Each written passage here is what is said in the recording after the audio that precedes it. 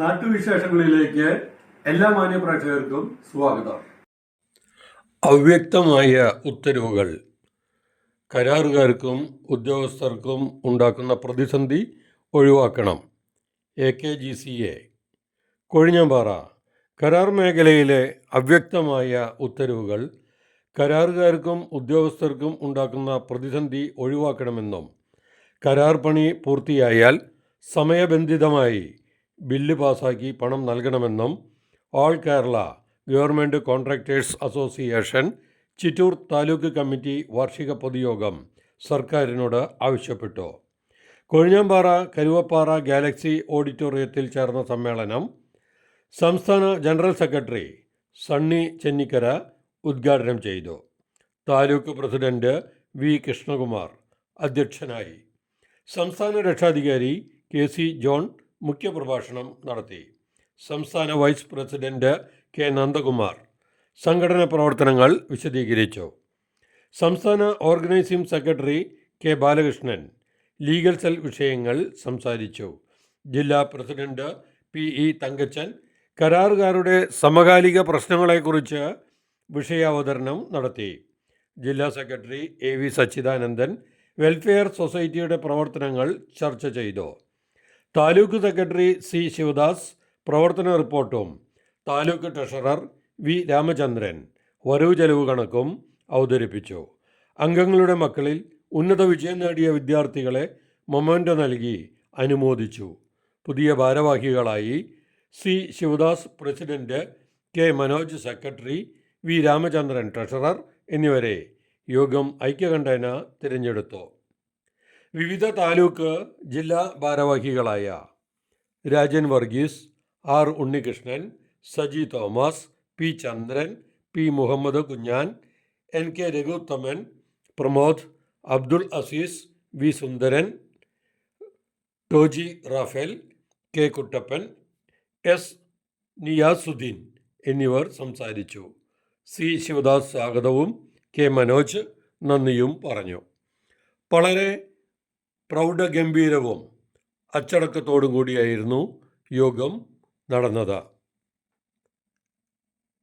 Government കോൺട്രാക്റ്റുമാർ നേരിടുന്ന പ്രശ്നങ്ങളെക്കുറിച്ചും പുതിയ ഉത്തരവുകൾ സർക്കാർ ഇറക്കുന്നത് കരാറുകാർക്കും ഉദ്യോഗസ്ഥർക്കും ഏറെ ബുദ്ധിമുട്ട് ഉണ്ടാക്കുന്നതായും യോഗം വിലയിരുത്തി.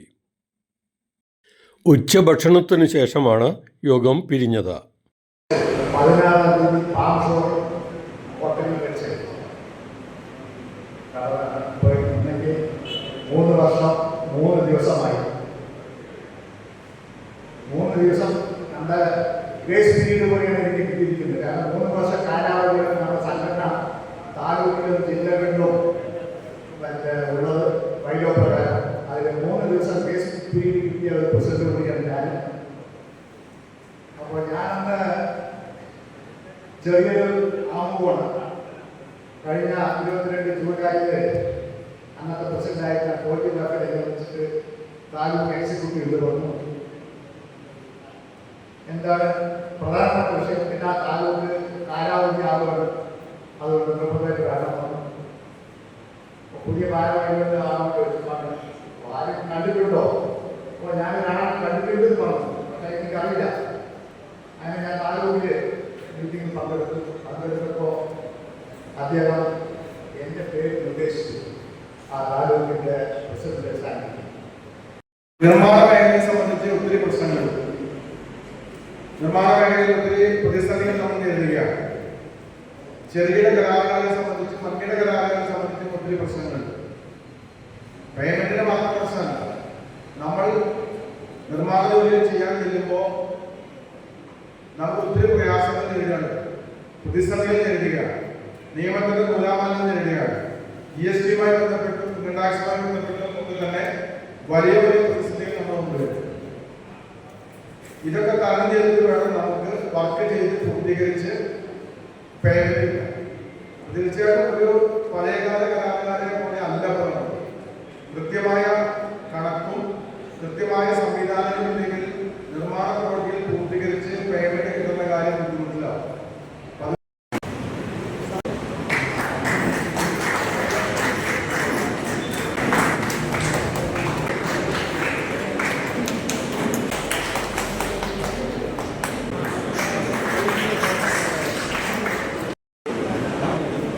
അതുപോലെ തന്നെ അതുപോലെ